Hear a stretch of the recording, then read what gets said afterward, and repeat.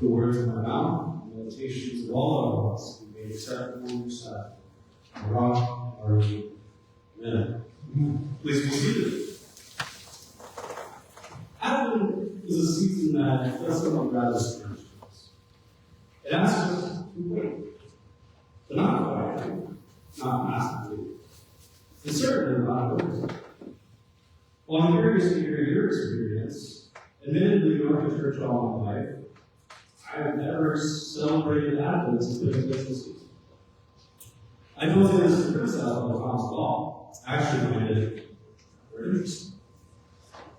To lift apart the veil, the liturgical seasons of the church are meant to imitate the seasons of a Christian's life. A pattern of periods of even grounding, periods of weakness, followed by periods of joy, celebration. While initially drawing some incredulity, speak. I'll admit, I double checked while kneeling in the pews that it was meant to be a liturgical season. It's funny idea. I found that I think it means it's giving some real spiritual texture to the season. Today, on the third Sunday of Advent, the church gives us permission, maybe even commands us, to rejoice. The Lord is coming. Rejoice. But, for being honest, rejoicing while we wait is not always easy. Many of us know what it's like to wait in uncertainty. We wait for healing that seems slow to come. We wait for justice in a world that seems increasingly unjust. We wait for answers from God that will delay, muffle, or even keep. In the middle of that, joy can feel premature, maybe even almost irresponsible for distractions. Our readings today, I think, speak directly into that tension. Through the prophet Isaiah, God speaks to a people who are exhausted and afraid. Their world has been shaken by violence, exile, and the looming powers of an empire far stronger than they are. During this time, the people of Judah were under constant threat from the Assyrian Empire, who had demolished the northern kingdom of Israel. They were brutal tyrants who ruled through extreme acts of violence and cruelty. There are many depictions of art, pretty gruesome. And their gaze was firmly set on Judah. They had escaped this fate thus far by paying an immense amount of tribute to the Assyrian Empire. But of course, the looming fear of it not being enough always clouded over. And yet, in the midst of this uncertainty and terror, Isaiah dares to complain something almost unbelievable. The wilderness and the dry land shall clap. The desert shall rejoice and blossom. Strengthen weak hands. Make firm feeble knees. A simple message of, do not fear. Your God will come. This is not just naive optimism. Isaiah does not deny the wilderness. He proclaims that God meets his people in it.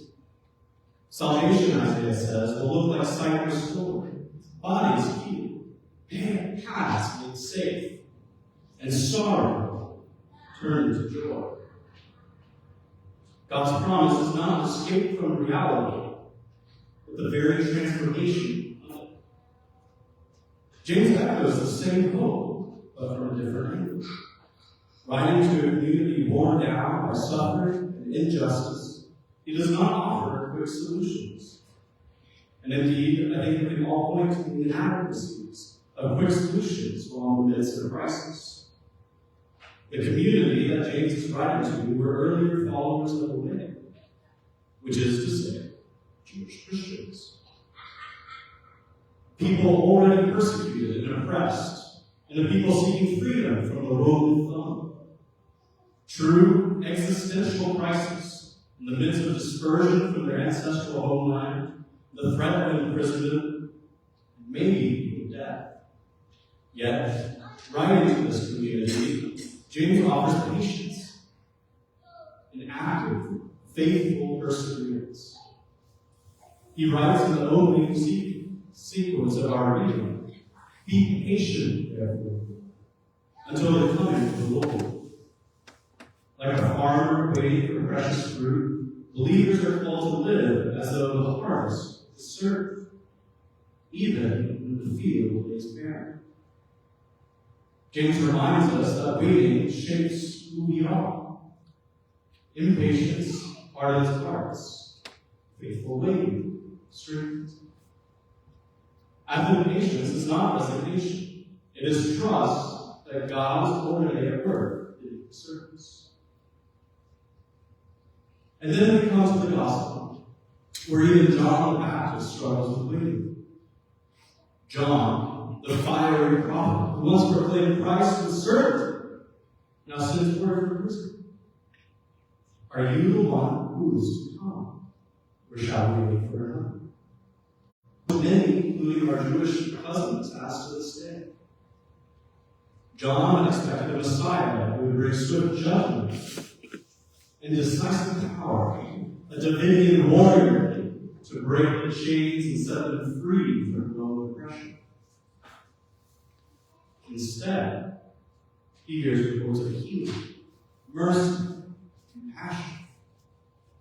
Good news, yes, but far from the kind that frees him from its chains.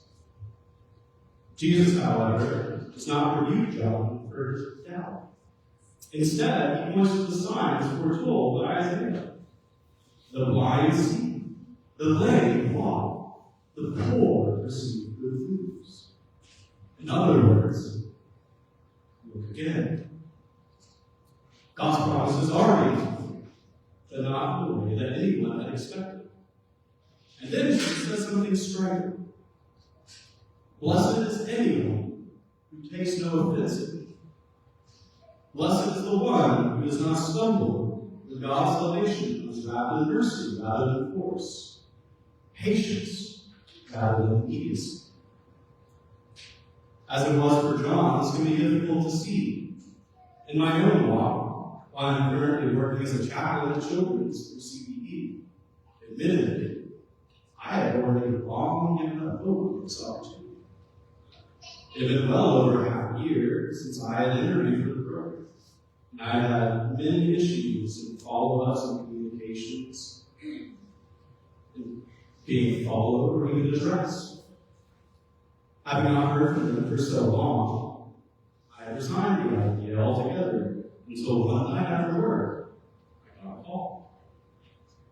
Faithful patience, despite struggle, I continued on in my work regardless. Perseverance, despite sorrow and frustration. God does indeed work through patience and perseverance, but we often only see this work in retrospect. Indeed, I had to live it. And this is the heart of Advent joy. Joy does not come from having all our questions answered. It does not come from an immediate solution to our struggles. It comes from trusting that God is faithful, even when fulfillment is different than we imagined. Isaiah's highway of holiness, James's patient endurance, and Jesus' quiet, healing ministry all point to the same truth. God is coming. And God's coming brings life. Advent joy is not loud or triumphant. It is resilient. It blooms in deserts. It waits without despair. It believes that healing is real, even when the wounds are still visible. So today, brothers and sisters, we rejoice, not because the waiting is over, but because we know that it is not empty. Live into this texture that Advent gives us. God is already among us, already healing, already restoring. The Lord is coming. And as we wait, we walk that holy way together, strengthened by hope, sustained by patience, and held up by joy. may it be so. Amen.